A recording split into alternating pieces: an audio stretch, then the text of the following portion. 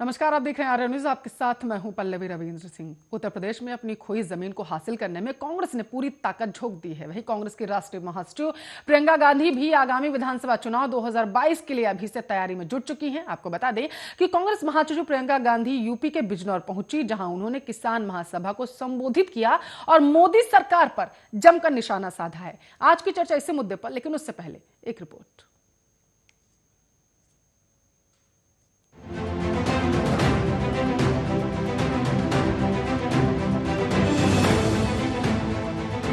पिछले 2 महीने से किसान नए कृषि कानून के खिलाफ लगातार दिल्ली के बॉर्डरों पर प्रदर्शन कर रहे हैं। जहां एक तरफ सरकार नए कृषि कानून से होने वाले लाभ के बारे में किसानों को बता रही है और किसानों को भरोसा दिला रही है कि कृषि कानून किसानों के हित में है, वहीं दूसरी ओर विपक्ष कृषि कानून को लेकर लगातार विरोध कर रहा है और सरकार पर आरोप लगा रहा है कि ये कानून सरकार अरबपतियों के लिए लेकर आई है। वहीं कांग्रेस की महासचिव प्रियंका गांधी वाड्रा ने बिजनौर में किसान महासभा को संबोधित करते हुए भाजपा पर तीखा हमला बोला और पूछा कि मोदी सरकार में क्या किसानों की आय दोगुनी हुई है।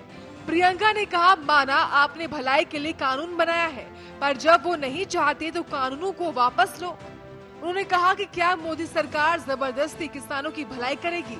मैं भाषण देने नहीं आई हूँ, आपसे बातचीत करने आई हूँ। उन्होंने किसानों से कहा कि आप हमें बनाते हैं और आप और हमारे बीच भरोसे का रिश्ता है और इसी रिश्ते के बल पर आप एक नेता को आगे बढ़ाते हैं। साथ ही उन्होंने कहा कि आपको इस बात की उम्मीद होती है कि वो नेता आपकी समस्याओं को उठाएगा और आपकी बात की सुनवाई होगी। उन्होंने किसानों से बात करते हुए कहा कि जनता ने मोदी को 2 बार क्यों प्रधानमंत्री बनाया। साथ ही प्रियंका गांधी ने कहा कि लोगों के मन में भरोसा रहा होगा कि वो आपके लिए काम करेंगे।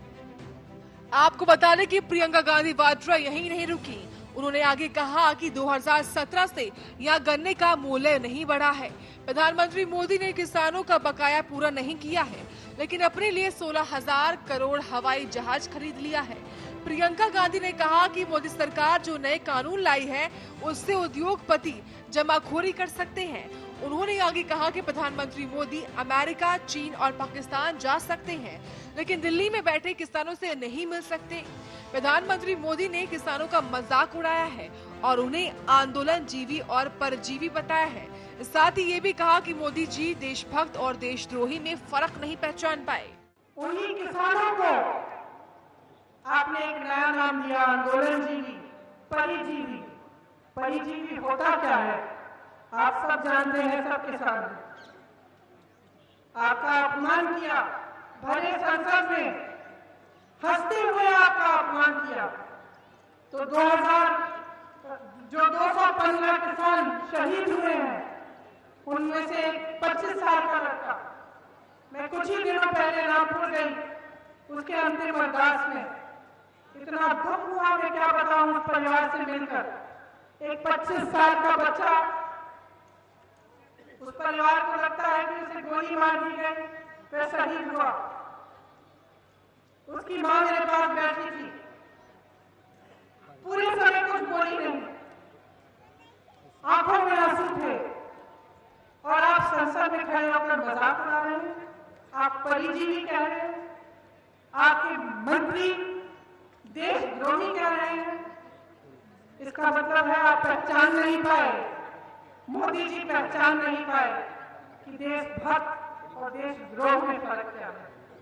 आपको बता दें कि आगामी विधानसभा 2022 चुनावों को लेकर कांग्रेस लगातार अपना वोट बैंक बनाने की कोशिश में जुट गई है, जिसको लेकर कभी कृषि कानून को लेकर बीजेपी सरकार पर हमलावर रहती है, तो कभी बढ़ती महंगाई को लेकर आम जनता के जरिए सरकार को घेरती दिखाई देती है। लेकिन अब देखने वाली बात ये होगी कि कांग्रेस का ये दाव कितना सटीक बैठता है और आगामी विधानसभा चुनाव में कांग्रेस को लाभ होगा या फिर सत्तारूढ़ बीजेपी को मुंह की खानी पड़ेगी। Bureau report, Arya news.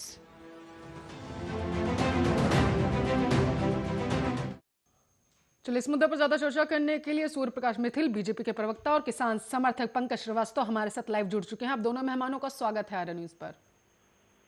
जी नमस्कार। पंकज जी, सबसे पहले आपके पास आना चाहूंगी। प्रियंका गांधी वाड्रा ने कहा है कि जब किसान लेना ही नहीं चाहते हैं तो जबरदस्ती उन पर क्यों थोपा जा रहा है। आपकी प्रतिक्रिया? बिल्कुल सही बात है। जब किसान इस बिल को लेना नहीं चाहते तो प्रधानमंत्री मोदी जी आखिर किसके लिए देना चाहते? अगर देना ही था, समझिए पत्रकार महोदय, अगर देना ही था, जिस जसोदा बेन जी के मांग में सिंदूर भरा, जिसके साथ अग्नि के 7 फेरे लिए, 7 जन्म जीने मरने की कसम खाई, अगर उसे दिया होता तो आज मोदी जी के बच्चे होते, पोते पोती में खेल रहे होते। इनको किसानों की क्या ऐसी जरूरत पड़ी जो आज 200 से अधिक किसान भाई, देश के पालनहार अन्नदाता किसान भाई सड़कों पर ठिठुर की ठंड में मर गए, लेकिन मोदी सरकार इतनी संवेदनहीन कैसे हो सकती है? ये सवाल पूछता है ना भारत, और दुखता है भारत इन लोगों पर। आखिर क्या इनके पैरों में मेहंदी लगी है, मुंह में रसगुल्ला है? शर्म नहीं आती? चंद कदमों की दूरी पर है, ये कहते हैं फोन की दूरी की बात। अरे मन की दूरी अगर तय किया होता तो आपके बच्चे होते, आप पोते पोती। पर्सनल कमेंट नहीं देखिए, नहीं पाए आपके मन में पंकज जी। क्या आपने संवेदना ही सोची? लगातार देश की मीडिया जो पहले के राजा महाराजा भान रखते थे, अब मोदी दलालों को, चाटुकारों को, चमटों को रखती है जो 24 घंटा देश में नफरत फैलाती है। पत्रकार महोदय, पत्रकारिता का मतलब होता है लोकतंत्र का सदिग्ध प्रहरी, चौथा स्तंभ, समाज के बारे में दिखाना। आज ये तो देखिए, आप देखिएगा किस तरीके से किसानों को खालिस्तानी कहा गया, पंजाबी कहा गया, पाकिस्तानी कहा गया। अरे वो भी भारत माँ के सपूत थे। आप देशभक्ति की बात करते हैं, शर्म नहीं आती है? सैटेलाइट ये बता देता है कि हमारे घड़ी की कांटे की सुई, सेकंड की सुई अब और कहां थी। तो क्या सैटेलाइट ये नहीं बताती कि पुलवामा में जब सीआरपीएफ के अधिकारियों ने, शुक्रिया पंकज जी, मुझे मेरा काम समझाने के लिए। ठीक है पंकज जी, शुक्रिया मुझे मेरा काम समझाने के लिए। अब आप मुझे जरा सा ये बताइए, मैंने आपसे सवाल ये किया था, ठीक है पंकज जी, मैंने आपसे पंकज जी सवाल ये किया था कि जिस तरीके से प्रियंका गांधी वाड्रा ने ये बयान दिया बिजनौर में जाकर के, तो आपकी उस पर प्रतिक्रिया क्या है? आपने कहा कि वो सही कह रही हैं। अब आप मुझे ये बताइए, प्रधानमंत्री का आपने सदन में वो भाषण सुना था जब उन्होंने किसान आंदोलन पर, किसान बिल पर बोलते हुए कहा था कि ये आपकी इच्छा है, आप ये बिल के जो नियम है उन्हें मानना चाहते हैं या नहीं, बंदूक रखकर कोई आपसे मनवा नहीं रहा है।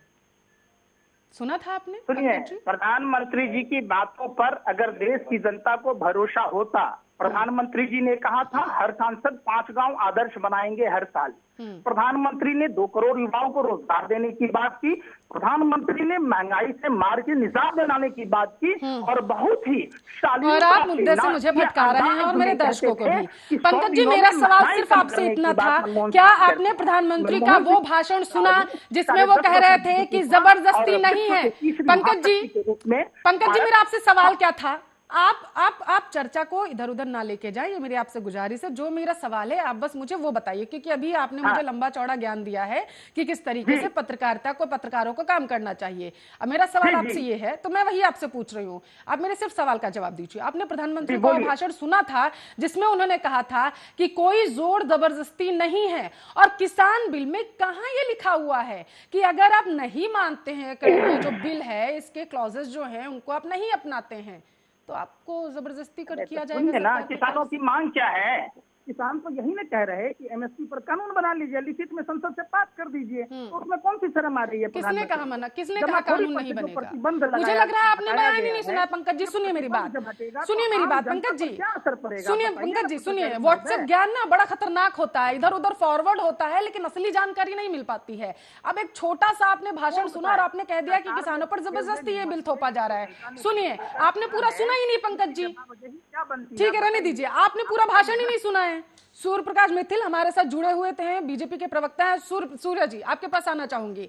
प्रधानमंत्री ने अपने संबोधन में भी कहा था कि जबरदस्ती नहीं है, आपकी मर्जी है, आप ये बिल को अपनाना चाहते हैं या नहीं अपनाना चाहते हैं। नहीं अपनाइए, कोई बात नहीं, अपनाइए, बेहतर है, लेकिन परिवर्तन बेहद जरूर है। अब प्रियंका गांधी वाड्रा को ये परिवर्तन रास नहीं आ रहा है और ना ही पंकज जी को। देखिए, जब इस कानून को नहीं अपनाना है, ये कहना है घरियालू आंसू बहा रहे हैं, मुंह में राम। इनको बोलने दीजिए पहले ना, पूरी इनसे बोलिए। पंकज जी, आपको सुना गया, सबसे पहले मैं आपके पास आई थी। अब टाइम है सूर्य, ठीक है। अब इनका भी जवाब ले लेते हैं। सरकार से आपने सवाल किया है तो सरकार का जवाब भी तो सुन लीजिए शांति के साथ। तो सुनाइए ना। प्रकाश जी बोलिए। पल्लवी जी, आपके सामने अभी जो हमारे मित्र हैं जो कि किसान समर्थक अपने आप को कह रहे हैं, और यहाँ पे इन्होंने बहुत सारी बातें रखी। कहते हैं ना, अधूरा ज्ञान जो होता है वो जी का जंजाल होता है। इन लोगों के पास में अधूरा ज्ञान है और साथ ही साथ ये लोग किसी बात को समझने की इच्छा ही नहीं रखते। व्हाट्सएप पे किसी ने 4 लाइनें लिख के भेज दी, एडिट करके भेज दिया, तो इन्होंने उसको सच मान लिया। भारत सरकार के गजट को इन्होंने सच नहीं माना। लोकसभा जो कि इस देश की नीति निर्धारक है, 130 करोड़ लोगों की आस्था का केंद्र है, उस लोकसभा के अंदर जो प्रस्ताव पारित हुआ, वहां पर माननीय प्रधानमंत्री जो देश को चला रहे हैं, माननीय राष्ट्रपति जी जो इस देश के सर्वे सर्वा हैं, तो सब लोगों की उपस्थिति में प्रधानमंत्री जी ने जब कहा, इस चीज को कहा पूरे सदन के सामने, आपको यदि इस बिल को मानना है तो आप मानिए और नहीं मानना है तो आप मत मानिए। मैं आपको एक छोटा सा उदाहरण देता हूं। अभी आपने 2 दिन पहले देखा होगा, एक इनॉग्रेशन हुआ है दिल्ली से देहरादून तक के हाईवे का, जिसमें कि 2.5 घंटे के अंदर आप देहरादून पहुंचेंगे।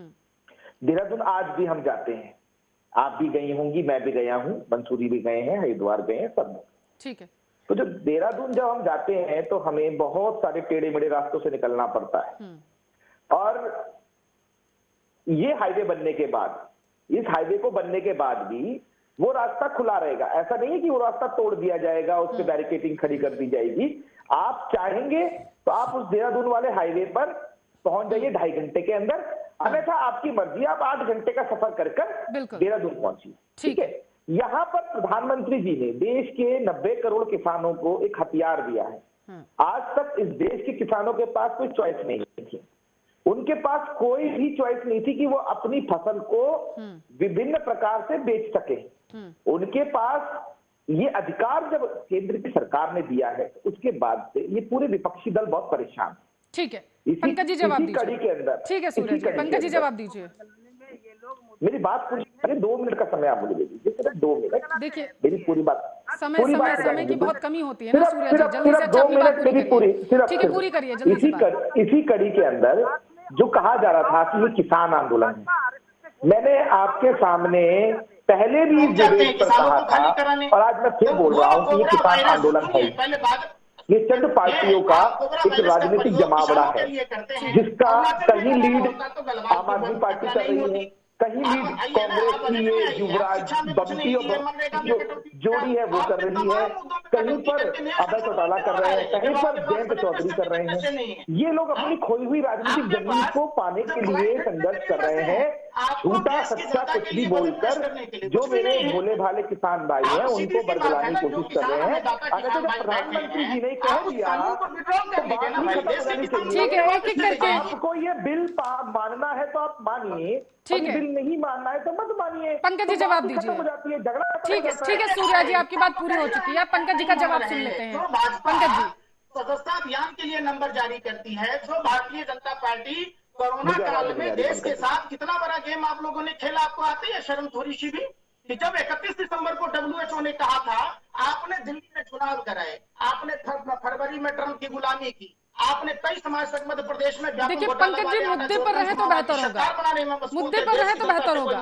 सवाल सिर्फ इतना बनता है पंकज जी कि क्या, ठीक है, क्या बीजेपी जबरदस्ती किसानों पर ये कृषि कानून थोपने की कोशिश कर रही है? पंकज जी, पंकज जी मुद्दा, पंकज जी किसानों का समर्थन कर रहे हैं, थोड़ा संवेदनशीलता के साथ मुद्दे पर रहिए। में चले आते हैं, अपना एक नया शगुफा छोड़ जाते हैं। पिछले साल सीए एनआरसी में लोगों को परेशान किया, इस साल किसान कानून लाके आपने थोप दिया, फिर तीसरे साल कोई और ले आइएगा, काम तो करना है नहीं।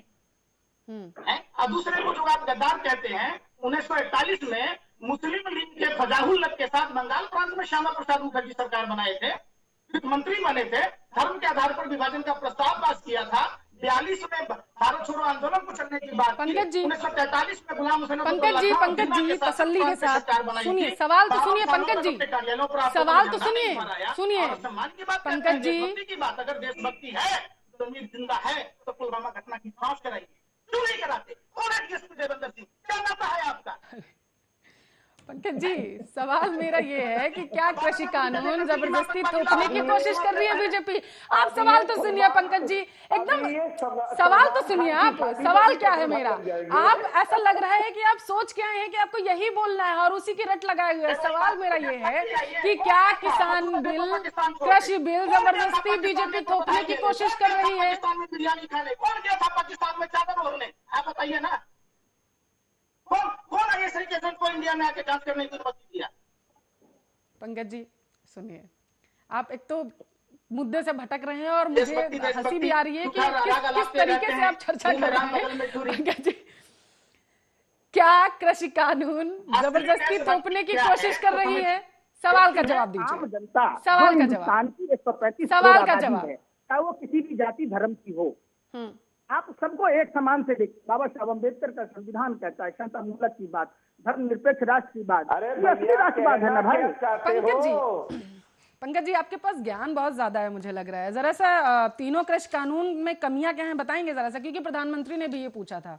बताइए। आप बताइए ना, इसमें अच्छाई क्या है तो बता दीजिए ना हमको। बता दीजिए कानून कब आया, कब आदमी का कर रहे हैं कृषि कानून का। बात आप कह रहे हैं, सुनिए मेरी बात, आप कह रहे हैं कृषि कानून में कमियां हैं, तो मैं जानना चाहती हूँ और मैं चाहती हूँ मेरे दर्शक भी ये चीज समझे कि आखिर पंकज जी को जो किसानों का समर्थन कर रहे हैं उन्हें इस पूरे बिल में कमियां कहाँ नजर आ रही है? पंकज जी अब सवाल का जवाब दीजिएगा, इधर उधर भटकाने की जरूरत नहीं है। ठीक है पंकज जी, आप सवाल का जवाब। बहुत हो गया, आप सवाल का जवाब दीजिए। कमियां तीनों बिल में कहाँ लग रही हैं आपको पंकज जी? भगवान श्री कृष्ण ने क्या कहा पत्रकार महोदय कि किसान जो है ईश्वर का सहायक होता है, किसान जो है राजा से बड़ा होता है, राजा सिर्फ अपने राज्य का पालक होता है, किसान पूरी मानवता का पालक होता है। भगवान श्री कृष्ण ने कहा, भगवान श्री कृष्ण ने कहा नर ही नारायण है। क्यों नहीं मानते आप लोग? क्यों नहीं मानते इस बात को? पंकज जी किसने नहीं माना? सोच क्या है क्या कि यही बोलना है, यही नहीं माना? मेरा सवाल आपसे क्या है, देखिए पंकज जी मैं बड़ी विनम्रता के साथ आपसे पूछ रही हूँ। मेरा सवाल ये है कि तीनों कृषि कानून में पंकज जी को, पंकज श्रीवास्तव को कहाँ कमियां नजर आ रही हैं? देखिए ये पूरा कोयला की तरह काला है। अच्छा, इसमें संशोधन का कोई गुंजाइश नहीं है। हाँ। जमाखोरी पर से प्रतिबंध जो हटाया गया ये भी सरासर गलत है और एमएसपी खुद इन्होंने माना, तभी तो संशोधन की बात की ना पत्रकार महोदय। नहीं तो ये तो मान ही नहीं रहे थे ना, तो संशोधन की बात कह रहे नहीं। तो सरकार ने ऐसा कहा कि संशोधन नहीं कर सकते? पंकज जी, सरकार ने ऐसा कहा कि संशोधन नहीं कर सकते हैं? कब कहा? आंदोलन के बाद कहा ना। हाँ। 5 जून को अध्यादेश काले चोरों की तरह जब लोकसभा राज्यसभा बंद था, लोग कोरोना आपदा से जूझ रहा था, तो सरकार को इससे कौन सी जरूरी थी भाई? पंकज जी आपको पता है कि कोई भी कानून, कोई भी बिल ऐसे नहीं आ जाता है। पंकज जी सरकार भी यही कह रही है, सुनिए मेरी बात। तथा कथित लोग हैं जो भड़काने की कोशिश कर रहे हैं। ऐसे ही नहीं आइए, किसने कहा आपसे कि दोनों सदनें बंद थी? सूर्य प्रकाश जी मैं आपके पास आऊंगी। पंकज जी आपके सवाल का जवाब देते हुए, आपसे किसने कहा पंकज जी कि दोनों सदनें बंद थी और उसके बाद ये जो है ये कृषि कानून बीजेपी लेकर के चली आई? किसने कहा आपसे? व्हाट्सएप के थ्रू आपको जानकारी मिली है क्या पंकज जी? व्हाट्सएप के थ्रू ये आपको जानकारी मिली है क्या? आपको ये ज्ञान नहीं है पंकज जी कि दोनों सदनों से ये बिल पास हो चुका है, चर्चा होती है, बहस होती है, उसके बाद ये बिल आता है। कैसी बात कर रहे हैं पंकज जी आप? रहने दीजिए, जिनके बहकावे में आकर के आप यहाँ पर ये बोल रहे हैं कि सदन बंद था। पहले उनसे पूछिए जा करके कि पहले सदन में चर्चा होती है, बिल लाया जाता है, रखा जाता है कि ये चीजें हम करना चाहते हैं, उसके बाद पास होकर के आता है, आप लोगों के बीच आया है। ऐसे नहीं आ गया पंकज जी। आधा अधूरा ज्ञान बड़ा विनाशकारी होता है पंकज जी। ठीक है सूर्य प्रकाश जी जवाब कहिएगा ना वही सच होगा। रहने दीजिए आप। आपको यही नहीं पता कि दोनों सदनों से बातचीत होने के बाद ये बिल आया है? 2006 से आपको यही नहीं पता? आपको पता ही नहीं है ये बिल कब आया? कैसी बात कर रहे हैं आप? सूर्य प्रकाश जी जवाब दीजिए। पल्लवी जी आपको दिख भी रहा है कि इस ये कहते आंदोलन हैं के किसानों की अंदर आय जो दुगुनी करेंगे, आंदोलनकारी तो है किसानों की उनके आय दुगुनी पास कब होगा? ना जब तो पेट्रोल कोई दाम बढ़ा के भी होगा। जवाब सुन लेने दीजिए मुझे पंकज जी, सूर्य प्रकाश जी का। आपको यही नहीं पता है, आपको ये नहीं पता कि तीनों कानूनों में कमियां कहाँ हैं। आपको, मुझे लग रहा है आपको तीनों कानूनों के नाम भी नहीं पता होंगे पंकज जी, मुझे लग रहा है आपको तीनों कानूनों के नाम भी नहीं पता होंगे, क्योंकि जिस तरीके से आपने मेरे सवाल का जवाब ये देकर के टाल दिया कि तीनों कानून काले हैं और काला क्या है आपने ये नहीं बताया, तो अभी आप थोड़ा शांति रखिए। सूर्य प्रकाश जी से जवाब क्यों नहीं करा लेते? सूर्य जी जवाब आपके दीजिए। सुनिए, आपके नजर में और बीजेपी के मेरी नजर में नजर आरएसएस मैं के आपकी नजर में ये नजर से कानून अगर समझना सही चाहती है, थी, मैं आपकी नजर से समझना चाहती थी कि इस बिल में काला क्या है।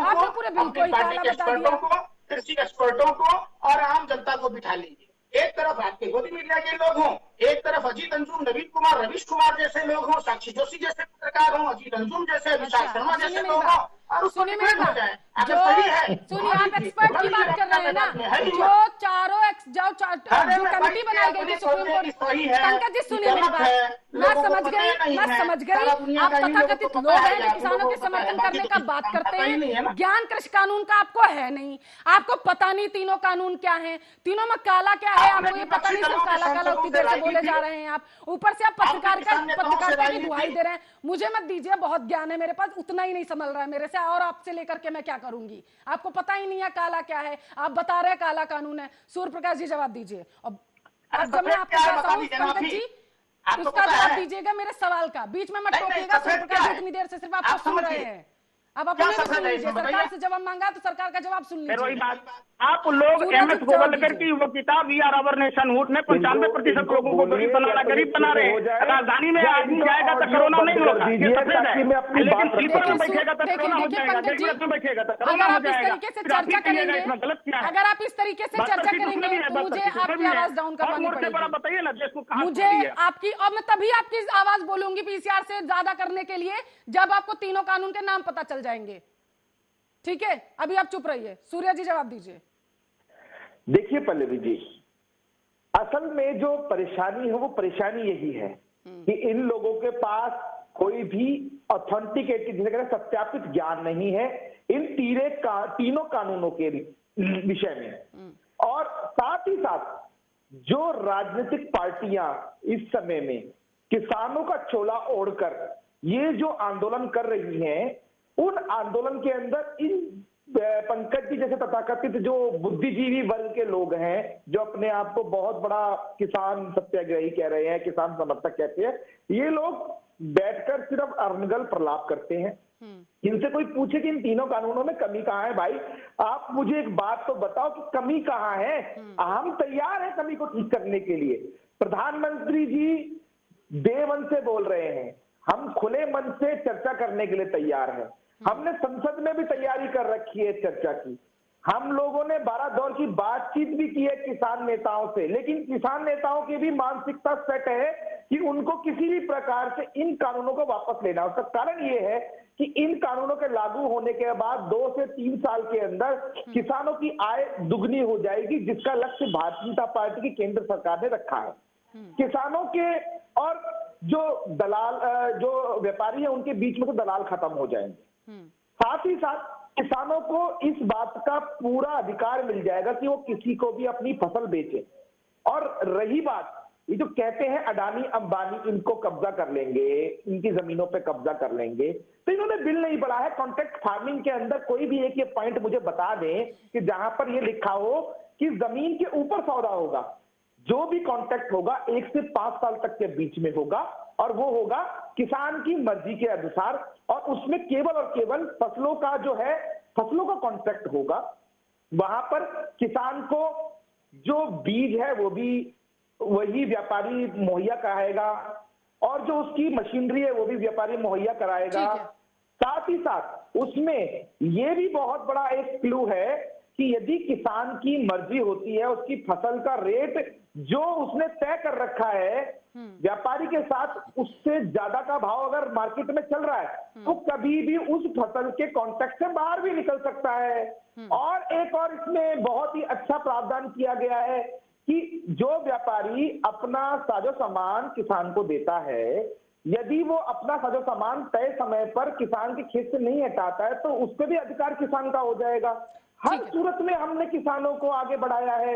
और एसेंशियल कमोडिटी एक्ट जो बताया गया, ये बार बार बोल रहे हैं कि एसेंशियल कमोडिटी एक्ट के अंदर सब कालाबाजारी हो जाएगी, जमाखोरी हो जाएगी। तो मैं अपने मित्र से पूछना चाहता हूं, आज की डेट में एफसीआई के गोदामों के अंदर जो कि 6% खरीद होती है मात्र एमएसपी की, उसके अंदर 90 लाख टन जो अनाज सड़ जाता है, बर्बाद हो जाता है खुले में पड़े हुए, और वो बाद में जो है नागरिकों के काम नहीं आता, वो बियर फैक्ट्रीज में, शराब फैक्ट्रीज में जाता है।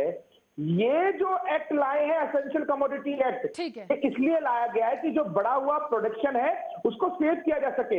अभी तक का जो एक्ट था एसेंशियल कमोडिटी एक्ट, जिस पर पूरा कार्रवाई थी, वो 1965-1970 का एक्ट था। उस समय में देश के अंदर पैदावार इतनी नहीं होती थी। आज के समय में पर हेक्टेयर पैदावार पीछे से 10 गुना ज्यादा बढ़ चुकी है। पंकज जी जवाब दीजिए। ठीक है, समझ गए। पंकज जी जवाब दीजिए अब आप। देखिए, कॉन्ट्रैक्ट फार्मिंग के बारे में ये जो कह रहे, तो कॉन्ट्रैक्ट फार्मिंग में के नियम में साफ ये था कि एसडीएम और अधिकारियों के पास ही जा सकते, कोर्ट में नहीं जा सकते। और 130 साल पहले बिहार के चंपारण से कॉन्ट्रैक्ट फार्मिंग के विरोध में राष्ट्रपिता महात्मा गांधी ने बैरिस्ट्री की नौकरी छोड़कर इसका विरोध किया था, आंदोलन चलाया था। उस मुद्दे पर सरकार ने बोल तो दिया है कि हम उसमें अमेंडमेंट करने को तैयार हैं। आप एक बात बताइए, अगर उसकी गुणवत्ता खराब हो गई तो कौन गारंटी लेगा इस बात का? मानसिक रूप से दिवालियापन क्यों दिखा रहे हैं यहाँ पर बैठकर? सुप्रीम कोर्ट जाने की इजाजत है इस बिल में, कहाँ लिखा है? अरे तो ये तो विरोध के बाद हुआ है ना। ये कह रहे बहुत किसान के हितैषी बन रहे हैं। तो बिहार में हर साल बाढ़ आती है, और बाढ़ आती है तो कभी इन्होंने डैम की बात की? कभी वहाँ एपीएमसी एक्ट के तहत 2006 से मंडियां खत्म हो गई, तो क्या इन्होंने कभी वहाँ के किसानों की स्थिति आय दुगनी हो गई? वहाँ मकई बिकता है 6 रुपए से 8 रुपया, बाबा रामदेव का आटा बिकता है 44 रुपए। करेगी सोनिया गांधी वापस इटली कब जाएगी? पागलपंती की बातें करते हो। आपने जियो फोन में प्रधानमंत्री जब ब्रांड एम्बेसडर सेल्स सप्लायर थे तो फ्री में फोन दे रहे थे। अब जियो का देख लीजिए, 28 दिन का महीना हो गया। मानसिक रोगी डोना के भी पैसा ले रहे, पूरी सब्जी के भी ले रहे, और एमटीएनएल और बीएसएनएल जैसी कंपनी डूब गई। पल्लवी जी, इनको किसी बात की जानकारी नहीं है। ये क्या एक भी आप नाम बताइए 6 साल में आपने 6 कोई काम किए होंगे, 6 अस्पताल देश भर में बनाए होंगे, 6 कहीं पर स्कूल कॉलेज बना दिए होंगे, तो समझ में भी आए ना। आप ऐसा कानून क्यों लाते हैं जो जनता को नहीं मतलब गले से उतरता है? आप कृषि बिल वापस ले लीजिए। आप होल्ड क्या होता है? आप होल्ड करने के लिए आखिर फिर क्यों सहमति बनाए? उसको कमी होल्ड करने की बात कह रहे हैं। बुरा हो जाएगा, क्योंकि मैंने आपसे पहले भी यही पूछा था कि आपने सुप्रीम कोर्ट माफ करिएगा बोला, सदन में जो प्रधानमंत्री ने भाषण दिया था, जो सदन को संबोधित किया था, आपने उनका जो संबोधन था वो पूरा सुना ही नहीं। सुनते तो ये चीज नहीं बोलते। प्रधानमंत्री के संबोधन तो शुरू से लेकर अभी तक देखिएगा ना, बहुत वो कह रहे हैं कि जरूरत ही नहीं है, आपको लेना है लीजिए, नहीं लेना है बहुत महंगाई की मार की बार भाजपा सरकार। कोई भी कानून सरकार लाती है तो वो पूछ के लाएगी, चाहिए या नहीं चाहिए।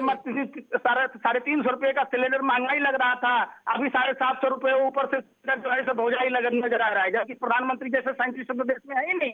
वो गंदा नाला में पाइप लगा के चूल्हे में लगा दिए, उस समय में पल्लवी जी अपना एजेंडा सेट करके आए हैं, इनके पास कोई जानकारी नहीं है। ये इधर उधर की बातें प्रधानमंत्री के चुनाव में देखिए कि इनके पास जवाब देने के लिए कुछ नहीं है। प्रधानमंत्री के मानसिक रोगी है, देश की जनता का कोई भरोसा नहीं। आपसे लाभ करके दिखाएंगे, यही लोग लाएंगे। प्रधानमंत्री जी ने जो संसद में बोला था, वो जो बोला था वो बिल्कुल सही बोला था कि यही लोग हैं आंदोलन जीवी, जिनको किसी भी बात आपको किसी को गद्दार गाली देने का क्या मैंने हक दिया है भैया? आप उनको कहते हैं खालिस्तानी है। सुनिए, पंजाब के सिख समुदाय की बात जहां तक करते हैं, जब हिंदू धर्म खतरे में था, गुरु गोविंद सिंह जी और गुरु तेग बहादुर जी ने कुर्बानी दी, अपने बच्चों की सीख की बलिदानी दी, तब जाके हमारा तिलक और जनऊ बचा, है कि कृषि हमारा धर्म बचा। सच में किसानों जब देश आजादी की लड़ाई लड़ रहा है, 120 लोगों को फांसी दी गई, 93 लोग सिख समुदाय से थे, 2600 लोगों को समुदाय से थे। पंकज जी, आप किसी को कैसे कर दीजिएगा? पंकज जी, किसने कष्ट दिया किसानों को? हेलो, आवाज पहुंच रही है अब तक पंकज जी? हाँ बोलिए। किसने कष्ट दिया किसानों को? हेलो, आवाज पहुंच रही है अब तक मेरी? आप जो बोल रहे हैं आवाज आ रही है, बोलिए ना। हाँ, किसने किसने कष्ट दे दिया है किसानों को, जरा बताएंगे। आपने कमेटी का जिक्र किया था कि कमेटी बना देनी चाहिए, एक्सपर्ट्स बिठाने चाहिए, तो जाके किसान बिल से अहित क्या है वो पता चल जाएगा। आपको याद है ना, सुप्रीम कोर्ट ने एक कमेटी गठित की थी जिनमें 4 लोगों को शामिल किया गया था। सुनिए ना, सुप्रीम कोर्ट का जो सुप्रीम जो का कमेटी था, उस चारों में कौन लोग थे? एक्सपर्ट्स थे, आपको पता है? आप दूसरे को भी बनाइए ना। आप कहिएगा रंजन गोगोई को बना दीजिएगा। रंजन गोगोई को राज्यसभा में भेजने की बात कब आई? जब सुनिए ना, आप बदलाइए नहीं। रंजन, आप कहिएगा सुभाष चंद्रा जैसे जज की बात, जो जज लोहिया की हत्या कैसे हुई इसका नहीं पता चलता है। जो जज दिल्ली दंगों में प्रवेश साहिब सिंह बर्मा, अनुराग ठाकुर, कपिल मिश्रा पर संज्ञान लेने की बात करता है, उस रातों रात ट्रांसफर कर दिया जाता है। जो जज गुजरात और हिमाचल में पिछले के घोटाले की बात करता है, उस जज का रातों रात ट्रांसफर कर दिया जाता है। जो जज अमित शाह को बरी करता है उसको राज्यपाल बना देते हैं, उसको सीबीसी में चेयरमैन बना देते हैं। तो आप जो मनाइएगा उसी को मान लेगा आदमी। आप कोई निष्पक्ष आदमी क्यों नहीं बनाते? हर चीज में आधा अधूरा ज्ञान। फिर वही बात सुनिए ना, आप उसी जज के कमिटी बोल रहे हैं ना। आप देखिए, जज छुट्टी के दिन में अर्नब गोस्वामी को जमानत दे देता है। अब अर्नब गोस्वामी का सदाशुद्रोही पत्रकार पर कोई कार्रवाई नहीं होती है, 24 घंटा नफरत फैलाता है। बालाकोट की घटना 26 को हुई है, 23 को उसको जानकारी है। अगर ये मामला लीक हो जाता है तो भारत माँ के वीर सपूतों पर क्या हाल होता? सुनिए मेरी बात। अब पुलवामा की घटना पर फायदा होने की बात कर रहा, जश्न मना रहा, उस पर कोई संज्ञान नहीं लेते। आप अपने ही लोगों को 4 आदमी को बिठा दीजिए, बगुला को दे दीजिए मछली की रखवाली, अब बिल्ली को दूध की रखवाली, अब बात को कर दीजिए खूने नहीं पीता है, उनमें कौन से ऐसे मान लेगा आदमी। सुप्रीम कोर्ट ने जो कमेटी गठित की थी उसमें एक्सपर्ट्स बिठाए गए थे। सुप्रीम कोर्ट में जो जज हैं, आप रिटायर्ड जजों को बिठाइए ना। संयुक्त संसदीय समिति हिंदुस्तान में लोकतांत्रिक प्रणाली है। कौन से एक्सपर्ट थे वो? और बिहार है, सभी पार्टी के नेताओं को जोड़ दीजिए ना। भैया पता है, फिर वही बात है, पता है कौन से एक्सपर्ट थे? कहा कि धरने को दिया बंदूक हवलदार, जो करेंगे हम ही करेंगे। किस क्षेत्र में हुआ महारत जो कर रखी आदमी है है, आपको पता है? जब नेहरू जी के समय में 5 ऐसे नेता थे जो हारे हुए को मंत्री बनाए थे। आपको दूसरे दल के नेताओं को मुझे बेहद अफसोस के साथ ये कहना पड़ रहा है, सूरज जी, मैं अभी आपके पास आती हूं, तथाकथित लोग हैं जो किसानों का समर्थन कर रहे हैं। बस रहने दीजिए पंकज जी, मैं समझ चुकी हूँ जो किसानों का समर्थन कर रहे हैं उन्हें ना ही कृषि कानून पता है, ना ही काला क्या है ये पता है। सुप्रीम कोर्ट ने जो कमेटी गठित की थी, आप लोगों को ये नहीं पता कि उसमें कौन कौन से एक्सपर्ट शामिल हैं। आपको तीनों कानूनों के नाम नहीं पता, विरोध करने चले आए। रहने दीजिए, आपको ध्यान ही नहीं है, आपको पता ही नहीं है कुछ। आप सिर्फ विरोध करना जानते हो, सिर्फ विरोध करने चले हैं। मासूम किसानों को भड़काने की कोशिश आप लोग कर रहे हैं। सूर्य जी आपकी प्रतिक्रिया, रहने दीजिए, आपको पता ही नहीं है, आपको पता ही नहीं, रहने दीजिए। आपको पता है? सूरज बताइए, तीनों कानून के नाम बताइए। मैं सूर्य प्रकाश जी के पास जा रही हूँ, तीनों कानून के नाम बताइए, विरोध कर रहे हैं, नाम बताइए। दूसरा उसमें फंस जाए जाल में, हो गया बात खत्म। नाम बताइए तीनों कृषि कानूनों के। फिर क्या है, बताइए तो सही। अब तीनों कृषि कानूनों के नाम क्या है पंकज जी? बता दीजिए कि हाँ ये बढ़िया है। तीनों कृषि कानूनों के नाम क्या हैं? आप जाएंगे किसानों के बीच में, सुने पंकज जी, आप जाएंगे किसानों के बीच में तो उन्हें बताएंगे ना कि इस कानून में ये खराबी है, इसलिए ये वाला क्लॉज हमें सरकार से बोलना है कि हटाना है, इस बिल में ये चीज है, इसको हटवाना है। पता ही नहीं होगा तो बताएंगे कैसे जाकर? याद कर लीजिए ना, बताइए। अच्छा, तीनों कमेटी के, अच्छा जो कमेटी के सदस्य थे, एक ने तो अपना नाम ही वापस ले लिया। क्यों नहीं? बाकी तीनों लोग कौन है? बाकी तीनों लोग कौन है? कौन सी कमेटी? कुछ नहीं पता आपको? लोग हैं, आप समझिए, कुछ नहीं पता। मैं समझ चुकी हूँ, आपको कुछ नहीं पता पंकज जी। तथाकथित लोग हैं आप लोग जो मासूम किसानों की भावनाओं पर राजनीति करने की कोशिश कर रहे हैं। आप ही लोग हैं जो किसानों को बताते हैं जाकर के कि बिल आ जाएगा तो किसानों की जमीनें चली जाएंगी। आप ही लोग हैं। सूर्य प्रकाश जी, अब आप रहने दीजिए, अब आप रहने दीजिए, समझ चुकी कितना ज्ञान है। सूर्य जी, प्रतिक्रिया आपकी, रहने दीजिए। देखिए पल्लवी जी, माननीय सुप्रीम कोर्ट ने जब ये मुद्दा बहुत बढ़ गया और किसान आंदोलन के आंदोलनकारी जो सभी सुप्रीम कोर्ट गए और सरकार ने भी अपना पक्ष रखा, वहां पर जब सुप्रीम कोर्ट ने 4 सदस्यीय कमेटी बनाई, जोशी जी, धनवट जी, साथ में मान साहब और एक और थे हमारे, उनका नाम गुलाटी जी हैं, गुलाटी, ये सभी अपनी अपनी फील्ड के महारथी हैं। अगर मैं आपको बताना चाहूं तो किसान यूनियन के अध्यक्ष रहे हैं आपके बिल्कुल। भूपिंदर मान जी, बिल्कुल। कृषि अर्थशास्त्री है अशोक गुलाटी जी, जी साथ ही बिल्कुल। साथ जो प्रमोद कुमार जोशी जी जो हैं वो अंतर्राष्ट्रीय खाद्य नीति अनुसंधान के विशेषज्ञ हैं, महारथी हैं। पंकज जी और साथ ही सुनिएगा, आप साथ लोग, आपको किसानों के बीच में जाना पड़ेगा, कम से कम पता होना चाहिए। महाराष्ट्र के रहने दीजिए, आपको पता ही नहीं था। और दूसरे वो task force agriculture NITI Aayog द्वारा जो निर्धारण था ना, ये चारों टास्क फोर्स लोग मेंबर इस थे। कमेटी के हमको बता सदस्य दीजिए, थे, जो सरकार जो का आदमी कि होता है उसी को मेंबर बनाया जाता है किसी भी सलाहकार समिति प्रकार में। से संबंधित नहीं थे, और इन सब ने इस बिल को बहुत ही बारीकी से पढ़ा था। और ये लोग तो इस पहले बिल से ही को उनके पढ़ने गुणगान में के थे, बाद विरोध वाले तो थे नहीं ना जो कोई। उनके ओपिनियन थे वो उन्होंने रखे थे, लेकिन सुप्रीम कोर्ट ने जब इस कमेटी को बनाया तो उसमें ये साफ किया था कि ये कमेटी अपने आप से कुछ नहीं करेगी। ये कमेटी संज्ञान लेके कुछ नहीं करेगी। इसके पास यदि कोई मांगे आती हैं तो उन मांगों का ये कानून के हिसाब से मूल्यांकन करेंगी और उसके बाद सुप्रीम कोर्ट को अपनी रिपोर्ट सौंपेंगी कि ये मांगे जायज है या नहीं जायज है, या ये मांगे किसानों के हित में है कि नहीं है। लेकिन जिस प्रकार से सरकार ने 12 दौर की बातचीत की, वहां पर इन लोगों ने इस तीनों कानूनों के अंदर ये नहीं बता पाए कि कमी क्या है। उसी प्रकार जब सुप्रीम कोर्ट की कमेटी है, उस कमेटी के सामने आपने जाकर अपनी मांगे नहीं रखी, आपने कह दिया कि सरकार के साथ है, सुप्रीम कोर्ट भी सरकार के साथ हो गया, मतलब आप बड़ी गए, आप सड़क पर बैठ गए चंद लोग, और सरकार पंकज जी, सूर्य जी की बात पूरी होने के बाद आखिर पास आऊंगी, प्रतिक्रिया दीजिएगा पूरे 130 करोड़ लोगों के द्वारा चुनी गई सरकार और देश का सर्वोच्च न्यायालय, ये दोनों ही बायस जो हो गए। अब आप आगे आ जाइए, बार बार ये कहते हैं कि कानूनों को वापस लिया जाए, कानूनों को वापस लिया जाए। चंद लोग, कुछ हजार लोग, 50,000 1 लाख लोग, जो कि मूलतः जो बिचौलिया वाला जो कार्य है इनका, उससे जुड़े हुए हैं। राकेश टिकैत जी की 100 करोड़ से ऊपर की संपत्ति अभी एक चैनल ने दिखाई है। इस आंदोलन में बड़े बड़े जमींदार, बड़े बड़े मंडी के जो आड़ती हैं वो इन्वॉल्व हैं।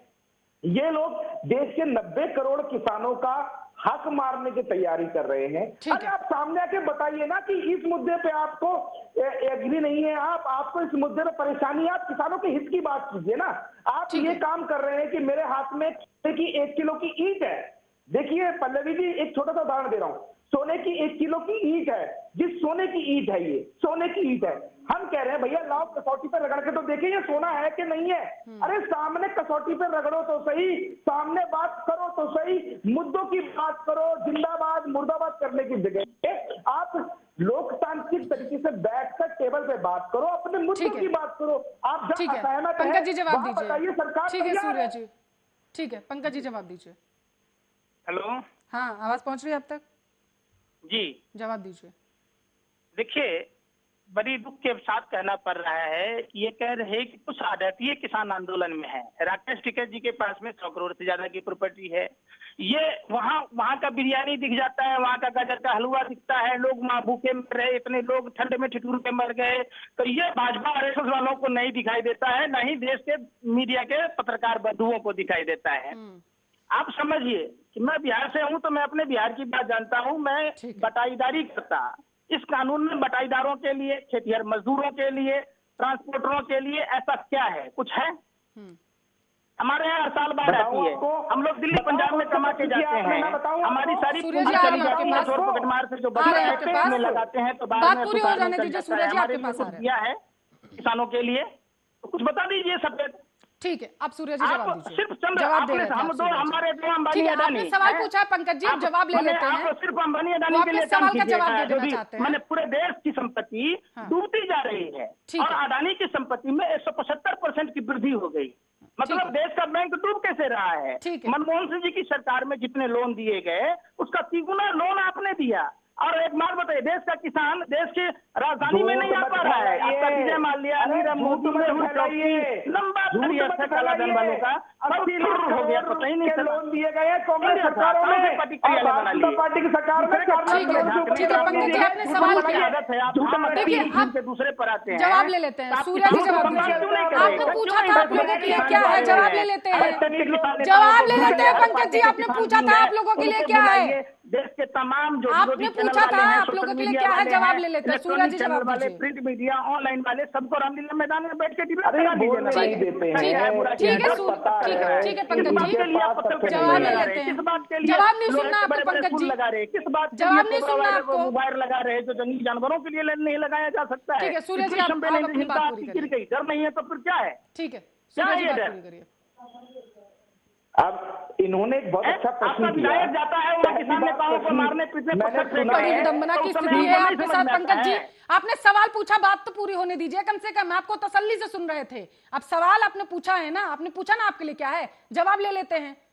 सूर्य जी जवाब दीजिए। वही हम तो कह रहे हैं ना पत्रकार, मत कहिए, जवाब ले लेने दीजिए पहले मुझे एक बार। अमन दबाज जिसकी धर्मपत्नी बवाना में वार्ड काउंसलर है, समय नहीं है मेरे पास ज्यादा, मैं भी चलता हूँ। सूर्य जी जवाब दीजिए। सिने में भी आ गए कि हमारे देश की सरहदों को चाइना ने कैप्चर कर लिया, वहाँ पर हम भी लाठी तो भागे, खाली कच्छा पहन के देश में ही लाठी भाला इसे भागते रहते हैं। चलिए ना अपना चलिएगा के अंदर। तो मैं अपने मित्र को एक बात बताना चाहता हूँ कि किसान की जो आय होती है, किसान की आय, उसकी फसल जब कटती है और वो फसल जब बिकती है, उसके बाद उसके खर्चे काटकर जो उसको बचता है उसको मुनाफा कहते हैं, जो कि उसका MSP का मुनाफा कब होगा? जब डीजल पेट्रोल पर 40 रुपए 45 रुपए बढ़ा दीजिएगा, रसोई गैस को डबल कर दीजिएगा, तो हमारा आय दुगना होगा, पंकज जी हमारा कम हो जाएगा। बात पूरी होने दीजिए, मजबूरन मुझे फिर से आपकी आवाज डाउन करवानी पड़ेगी, क्यों कर रहे हैं आप? बात पूरी करिए सूर्या जी। तो जो मैं कह रहा था कि किसानों की आय जब दुगनी होगी, हाँ। तो वहां पर जो आज के समय में मजदूरी का जो भाव, इन्होंने आध बटाई की बात की, बटाईदार की बात की। बटाईदार का अर्थ होता है कि जहां आपका खेत है, उस खेत के अंदर फसल लगाई गई, वहां पर बटाईदारी पे आपने वो खेत दे दिया, आधा वो आपको देगा और आधा अपने पास रखेगा। के समय में जो सबसे ज्यादा आत्महत्या की है जिन किसानों ने, वो बटाईदार किसान थे जिन्होंने सबसे ज्यादा आत्महत्याएं की। तो जब किसान कॉन्ट्रैक्ट फार्मिंग करेगा, चाहे वो स्ट्रॉबेरी की हो, चाहे वो धान की हो, चाहे वो गेहूं की हो, किसी चीज की भी हो, वो खेती का जो रेट है, जो माल बिकने का रेट है, वो फसल बोने से पहले ही तय कर लेगा। उसके हिसाब से उसको पता होगा कि इस 1 एकड़ के अंदर इतना टन मेरा जो है खाद्यान्न होगा और मुझे इतने का मुनाफा हो जाएगा। और इस बिल के अंदर सबसे अच्छा पॉइंट है कि यदि आपने ये प्रोजेक्ट किया कि 1 एकड़ के अंदर 100 टन खाद्यान्न होना है, मेरा 100 कुंटल खाद्यान्न होना, और वहां पर हुआ 90 कुंटल, तो एग्रीमेंट में ये क्लॉज है कि वहां पर जो व्यापारी है वो उसी रेट पे आपसे वो 90 क्विंटल अनाज लेगा जो कि उसने एग्रीमेंट में किया है। वहां पर चाहे 100 कुंटल हो और चाहे 90 कुंटल हो, लेकिन अगर 100 कुंटल से ऊपर अनाज हो जाता है तो जो प्रॉफिट होगा बेचने के बाद, उसमें भी किसान को भागीदार बनाया गया है। इस प्रकार जब किसान की आमदनी बढ़ेगी तो वो अपने साथ काम करने वाले लोगों को तो पैसा एक्स्ट्रा देगा ही ना। आज उसके पास बचता ही 2 रुपया है, तो वो किस प्रकार से मजदूरी बढ़ा सकता है? ठीक है, आप बताइए पंकज जी, आपका जवाब है। किसान के पास नीति को अच्छा बता रहे हैं, बता दीजिए हमको आप। 1 एकड़ गेहूं की खेती करेंगे, उसमें कितनी लागत आएगी? 1977 में 2 लीटर गेहूं में डीजल मिलता था, आज कितने लीटर में मिलता है बता दीजिए हमको। आप 2014 में आइए ना, थोड़ी पुराना बात। 2014 में डीजल का रेट क्या था? आज मोदी जी के अच्छे दिन में डीजल का क्या रेट है? हमारा आय कहाँ से दुगुना हो जाएगा? तो बता दीजिए। एकड़ पर इतना खर्चा पूछे के जांचा दिखाते रहते हैं खामखा। एक भी बात बताइए ना कि आपने सही किया होगा। खेती करने से नोटबंदी से फायदा हुआ, GST से फायदा हुआ, आपको 268 टन गिरवी रखने से हो गया, रिजर्व बैंक का 1,70,000 करोड़ रुपया चक्कर गए, उधारी उसको चल गया, देश की सार्वजनिक संस्थाओं को बेच दिया, तो वो सब पैसा कहाँ गया? जब रेलवे में 3 गुना वृद्धि कर दी है, उसका पैसा कहाँ गया बताइए ना? देश का GDP क्यों गिर रहा है? तो ये सब नहीं बताइएगा, झूठे के खाली ऐसा होगा, ऐसा होगा, ऐसा होगा। मतलब जो पहले टिकट के दाम में 3 गुना बढ़ा दिए, जबकि बिहार में तत्कालीन रेल मंत्री मंत्री लालू प्रसाद यादव जी 1 रुपए का टिकट का दाम कम किया, ममता बनर्जी टिकट के दाम नहीं भरने दी, तब से रेलवे प्रॉफिट में था। 80,000 कुड़ियों को लालू जी ने एक ही कलम से नौकरी दे दिया। आप राजा हरिश्चंद्र अपने आप को कहने वाले बीपी पर सरकार है, रेल बेचना पड़ रहा है, एयर तो सब कुछ बेचना ही पड़ रहा है, तो सब पैसा कहाँ जा रहा भैया? बताइएगा ना कुछ देश को। कोई भी चीज को आप खाली अच्छे बताते रहते हैं, अच्छा क्या है? हमें तो कुछ नहीं अच्छा दिखता है मोदी जी की सरकार। पल्लवी जी, मुझे इनकी बातें समझ में नहीं आ रही कि बात क्या कर रहे हैं। आपका नहीं क्या है, आप नहीं बता पाए। एकड़ में लहसुन की खेती करेंगे कितना लागत आएगा, कितना फसल होगा बता दीजिए। मान लेंगे कि हाँ आप किसान के नीति आपका अच्छा है, 1 एकड़ में कितना गेहूं पे लागत आएगा आप हमको बता दीजिए, हम आपको बता देते हैं। आप सुन लीजिए, आपने प्रश्न किया, आप सुन लीजिए। वही वाली बात, मकर जाल नहीं फैलाइए, मकड़ी वाला बात नहीं कीजिए कि जाल में मकड़ी जाता है फंस जाता है, किसान को इसे फंसाने वाला ही सब नहीं चलेगा। आप बता दीजिए कि 1 एकड़ गेहूं में बुआई में कितना लागत आएगा, भाई सुन तो लो। अब सुन लेते हैं पंकज जी, जवाब ले लेते हैं, बताइए सूर्य। अरे सुन तो लो भैया, प्रश्न किया है, सुन लो, थांबा। देखिए, आपने एक बहुत अच्छा प्रश्न किया कि 1 एकड़ में कितनी लागत आएगी एक गेहूं का अगर हम बीज बोते हैं तो।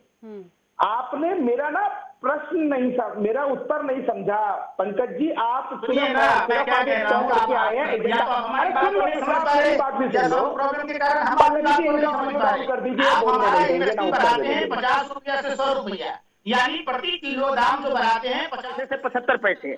आप 4 रुपया नया बजट में डीजल पर उपकर लगा दिए। हमारा आमदनी कहाँ से दुगुना होगा भैया? डीजल बढ़ 2014 में जो पेट्रोल डीजल के दाम थे उसमें आप डबल का फर्क कर दिए। अरे भैया, हमारा डीजल हो जाएगा, सोना के बिस्किट पहन के घूमेंगे, कहाँ से घूम लेंगे? हम तो किडनी पेट नहीं बना पाएंगे ना। आप पेट्रोल डीजल पूरे वर्ल्ड में कच्चे तेल के दाम में इतनी बेतहाशा कमी है, तो फिर आप क्यों करा रहे हैं? आप किसानों के हितैषी होते तो डीजल पेट्रोल पर दाम कम करते ना। इसमें भी कोई, लेकिन परंतु के जाल में उलझा किया है 135 करोड़ इंसान को, देश की जनता को आप बेवकूफ बनाने वाला बात क्यों करते हैं?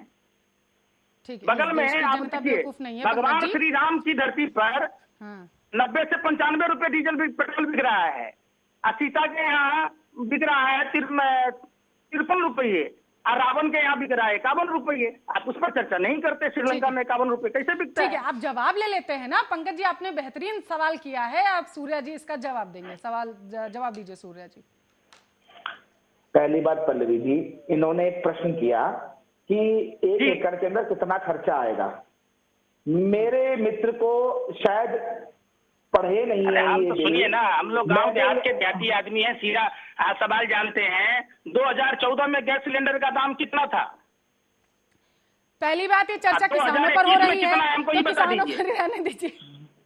पंकज जी कर क्या रहे हैं? 2014 में डीजल पेट्रोल के दाम कितने थे? चर्चा किसानों पर हो रही है, किसानों पर रहने दीजिए, मुद्दे से मत भटकाइए आप।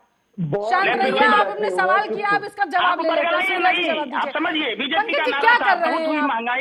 महंगाई डाइन खाई जात है, तब की महंगाई का भौजाई हो गई है। अब की महंगाई नहीं है, लोगों के काम धंधे नहीं है, लोग मरी के कगार पर है, लोग घरों में कैद है। जबरदस्ती ये सरकार, शिवराज सिंह चौहान की सरकार बनाने के चक्कर में देश की जनता को रोड पर ला दिया। पहली बार हुआ है कि पुणे से पैदल अपने बीमार मां को बनारस होते हुए बिहार तक की यात्रा तय की।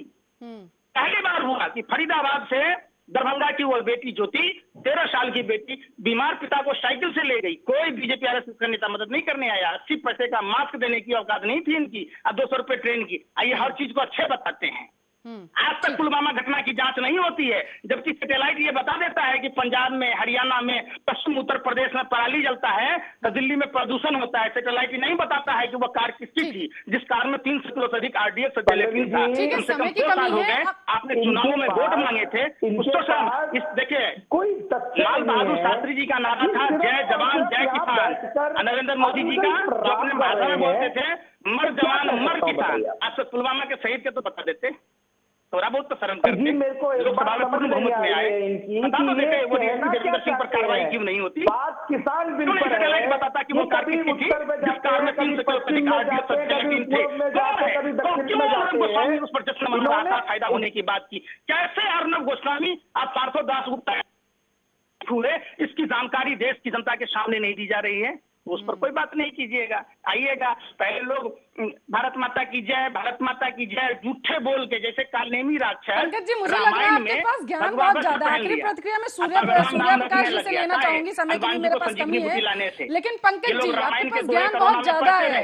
आप मेरे दर्शकों को भी जरा ज्ञान देंगे। आपने भी कहा कि सुनिए, आपने पुलवामा अटैक का जिक्र किया, आपने चीन का जिक्र किया, चीन ने जमीन ले ली। सुनिए मेरी बात, किसने कहा ये चर्चा किसानों पर है? मैं किसानों पर आखिरी सवाल सूर्य जी आपके पास लूंगा करके, लेकिन उससे पहले पंकज जी, बहुत ज्ञान है आपके पास, बहुत ज्ञान है। चीन की जमीन, चीन ने जमीन ले ली है, किसने कहा आपसे पंकज जी? मैं किसानों पर हाथ आऊंगी, लेकिन उससे पहले पंकज जी, चीन ने जमीन ले ली, आपसे किसने कहा है? टेलीविजन खरीदिएगा, किडनी चीन ने जमीन ले ली, आपसे किसने कहा पंकज जी? संसद भवन बनाने का जरूरी था। सुनने वाला आपका ऑडियो कट गया है क्या पंकज जी? अपने मुंह में ला लिया, पौना के मुंह में काहे नहीं सुन रहे हैं आप? सुनेंगे नहीं तो जवाब कैसे देंगे? पहले ये बताइए, चीन ने जमीन ले ली है, किसने कहा आपसे? हो रहा है सब बुरा। चीन ने जमीन ले ली है, आपसे किसने कहा? क्या चीन ने जमीन ले ली, आपसे किसने कहा? नया संसद भवन नहीं बन रहा है? चीन ने जमीन आप बताइए ना, जब देश आपसे? में सारे बजट में कटौती की गई, अरे चीन ने जमीन ले ली, आपसे किसने कहा? आपने बजट बोला में बढ़ोतरी क्यों नहीं हुई? चीन ने जमीन ले ली, किसने कहा आपसे? क्यों किसी बजट में कटौती हुई? सुनिए मेरी बात, जब आपने जितनी बातें बोली है ना पंकज जी, इनमें से एक का भी आपको रत्ती भर ज्ञान नहीं है। इनमें से एक का भी आपको रत्ती भर ज्ञान नहीं है। आपने कृषि कानून की बात की, आपको कश्मीर के नाम तक नहीं पता। अगर मुझे लग रहा है मैं आपसे पूछूं कि फिंगर्स क्या है, तो आपको वो तक नहीं पता होगा। उंगलियों की बात नहीं कर रही हूँ मैं, आप नया संसद आपको वो तक नहीं पता होगा। सुनिए, आपको नहीं फिंगर पता। 8 तक इनसे ये पूछ लीजिए, फिंगर 1 से फिंगर 1 से फिंगर 8 तक कौन सा आपको ऐसा नहीं पता। स्थिति खराब है। मैं किसान बिल का जिक्र हो रहा था, लेकिन बार बार पीके आप पुलवामा और चीन का जिक्र कर रहे हैं पंकज जी। इस वजह से मुझे मजबूरन आपका ज्ञान देखना पड़ा कि कितना है। मैं, समय की कमी है, मैं सूर्य जी के पास जाऊंगी। अगर आपके पास ज्ञान है तो जरा सा बताइए, जरा सा कौन सी फिंगर पर चीन की सेना थी और अब वो कौन से फिंगर पर वापस चली गई है? उंगलियों की बात नहीं कर रही हूं मैं। और फिंगर होती क्या है? फिंगर भी पूछिए। 8 तक गश्त लगती थी, अब फिंगर 4 तक अब नहीं हो पा रहा है। और अरुणाचल प्रदेश में भाजपा का जो प्रदेश अध्यक्ष था कपिल गांव लोकसभा में अंतरात्मा की आवाज पर बोला था, वो सांसद था, मोदी जी को 2019 से पहले बोला था। पता है आपको पत्रकार महोदय? के बारे में सुन लीजिए आप। फिंगर 4 तक थी, अभी फिंगर 8 तक हमारी सेना गश्त करती थी, और अब दोनों सेनाएं अरे आपका बस नहीं चले ना तो आपको बीजिंग तक पहुंच जाइएगा। झूठ फूस कुछ बोलते रहते हैं। अरुणाचल में गाँव बस कब बसा आपको नहीं पता है? कि आप लोग सिर्फ तब लद्दाख की जमीन कब्जा कर लिया, नहीं पता है? आपको ज्ञान नहीं है पंकज जी, थोड़ा सा पढ़िएगा जा करके, बेहद जरूरी है आपके लोगों के लिए। पढ़ लीजिएगा, सुनिए ना, बनते हैं आप आराम से पढ़िएगा। जो अरुणाचल प्रदेश में जो गांव बसा है, कब बसा है, हर हरकत पर वहां की सेना की हर हरकत पर नजर रख रही है। डीएसपी देवेंद्र सिंह पर कार्रवाई नहीं हुई। नोटबंदी से 4 पुस्तकों की कमर टूटने की बात की थी। 12 लाख रुपया लेकर डीएसपी देवेंद्र सिंह दिल्ली में आतंकवादी ला रहा था, नहीं पकड़ा जाता तो दिल्ली में पुलवामा जैसी घटना होती और ये चुनाव जीत जाते। इनके मंसूबों पर पानी फिर गया। आखिर क्यों नहीं चार किरदार किया है? ज्ञान था पंकज जी के पास। आखिरी पढ़िए आपकी तरफ से, क्या आपको लगता है कि तथाकथित पंकज जी जैसे लोग या फिर जो किसानों का समर्थन करते हैं, इन्हें असल में ज्ञान ही नहीं है, लेकिन बरगलाने की कोशिश, किसानों को भ्रमित करने की कोशिश यहाँ पर विपक्ष और इन तथाकथित किसान समर्थकों के द्वारा की जा रही है। इनको हवाई जहाज हेलीकॉप्टर मुहैया कराना केवल था, किसानों तो क्यों नहीं को कराई? बरगलाने की इंटेलिजेंस का रिपोर्ट था। कहिएगा कौन के आइएगा, किसानों के बीच सब में दूसरे को भी कहिएगा तो आप लोग क्या कीजिएगा? करते हैं कि जमीन पे कब्जा हो जाएगा, आपकी मंडियों में आपको एंट्री नहीं होगी, अपनी मर्जी से लोग जो है सामान खरीदेंगे आपसे। ये सब चीज आपको दिख भी रहा है सामने। ये पंकज जी जैसे लोग हैं, ये सभी ऐसे ही मानसिकता के लोग हैं। ये हाईली ट्रेंड हैं, अफवाह जीवी है, ये आंदोलन जीवी है। हर बात पे आंदोलन में बैठने वाले, धरना प्रदर्शन करने वाले, नानाजी देशमुख की सरकार में काम करता था, जनरल सेक्रेटरी था, इनको किसी भी रोकना पड़ रहा है। मुझे बहुत बहुत शुक्रिया। सूर्य प्रकाश मिथिल, बीजेपी के प्रवक्ता, पंकज श्रीवास्तव, किसान समर्थक, हमारे साथ इस मुद्दे पर चर्चा करने के लिए जुड़े हुए थे। और इसी के साथ इस बुलेटिन में भी बस इतना ही। देश दुनिया की तमाम खबरों के लिए आप देखते रहिए आर्या न्यूज।